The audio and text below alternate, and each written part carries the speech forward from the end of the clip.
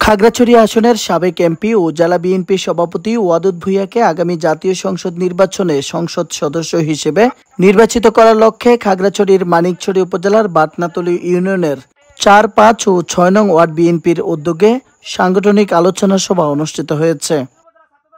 শুক্রবার সন্ধ্যায় উপজেলার পান্নাবিল সরকারি প্রাথমিক বিদ্যালয় মাঠে অনুষ্ঠিত আলোচনা সভায় প্রধান অতিথি ছিলেন উপজেলা বিএনপির সাধারণ সম্পাদক মোহাম্মদ মীর হোসেন।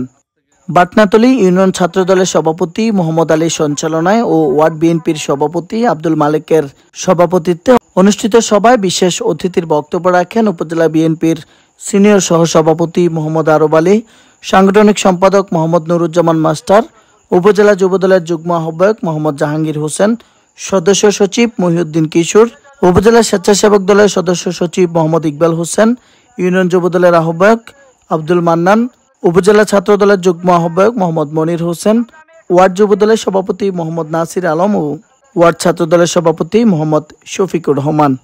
আলোচনায় বক্তারা বলেন, বিগত আওয়ামী লীগ সরকারের আমলে সারা দেশের ন্যায় এখানকার লোকজনও নানাভাবে নির্যাতনের শিকার হয়েছেন এবং নিজেদের ভোটের অধিকার থেকে বঞ্চিত হয়েছেন। সাংগঠনিক সভায় আগামী জাতীয় সংসদ নির্বাচনে খাগড়াছড়ি আসন থেকে ধানের শীষ প্রতীকে পার্বত্য অঞ্চলের অবিসংবাদিত নেতা ওয়াদুদ ভূঁইয়াকে নির্বাচিত করতে সকলকে ঐক্যবদ্ধভাবে কাজ করার আহ্বান জানান। একই সাথে বিএনপি ক্ষমতায় এলে অত্র এলাকার আর্থসামাজিক উন্নয়নে নানামুখী পদক্ষেপ গ্রহণেরও প্রতিশ্রুতি দেন বক্তারা। সভায় জেলা, উপজেলা, ইউনিয়ন ও বিভিন্ন ওয়ার্ড পর্যায়ের বিএনপি অঙ্গ ও সহযোগী সংগঠনের নেতাকর্মীরা উপস্থিত ছিলেন।